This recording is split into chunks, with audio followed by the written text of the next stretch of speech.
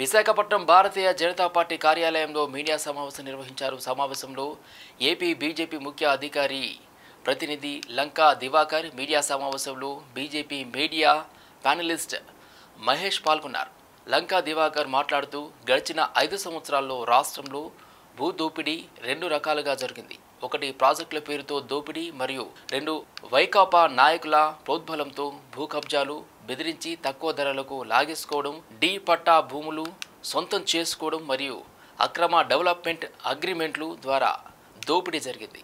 సింహాచలం దేవాలయం భూములు చాలా వరకు వైకాపా నాయకులకు అన్యాక్రాంతం అయ్యాయని ఆరోపిస్తున్నారు. వచ్చినటువంటి ఈ పరిస్థితి ఇదే కంపెనీకి రాయలసీమ ప్రాంతంలో వేలాది ఎకరాలు విండ్, సోలార్, హైబ్రిడ్ పవర్ ప్రాజెక్టుల కోసం కట్టబెట్టడానికి అతి తీవ్ర ప్రయత్నం జరిగింది.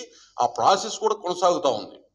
ఇవాళ ఆ ప్రాసెస్లో ఈ భూములు వాళ్ళకి అప్పజెప్పే ప్రయత్నం జరుగుతుంది. ఇప్పటికే ఇండోసోల్కి సంబంధించి, షిర్డీ సాయికి సంబంధించి కర్నూలు, అనంతపూర్, కడప ఈ జిల్లాల్లో దాదాపు 32,000 ఎకరాల భూమిని, ఏదైతే 2.5 లక్షల ఎకరాలు మొత్తం ఒక ఇండోసోల్కి, ఈ కంపెనీలన్నిటికీ 4 లక్షల ఎకరాలు భూ సంతర్పణ జరిగే దానిలో ప్రక్రియ ప్రారంభం చేసి 32,000 ఎకరాల పైచీలుకు భూమిని ఈ 3 జిల్లాల్లో ఇప్పటికే వారికి దారాదత్తం చేశారు. నామమాత్రపు ధరకి 5 లక్షల రూపాయలు.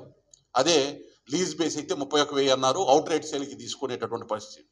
అవుట్ రేట్ సేల్కి 5 లక్షల రూపాయలకి ఆ కంపెనీలు కట్టబెడితే, ఆ కంపెనీలు గతంలో కూడా మీకు ఇంటర్నల్ డాక్యుమెంట్స్ వాళ్ళ లెటర్ల రూపంలో 5 లక్షలు కాదు 3 లక్షల రూపాయలకి ఆ భూములు మాకు అప్పచెప్పండి అని ప్రభుత్వాన్ని అభ్యర్థించినటువంటి అంశం.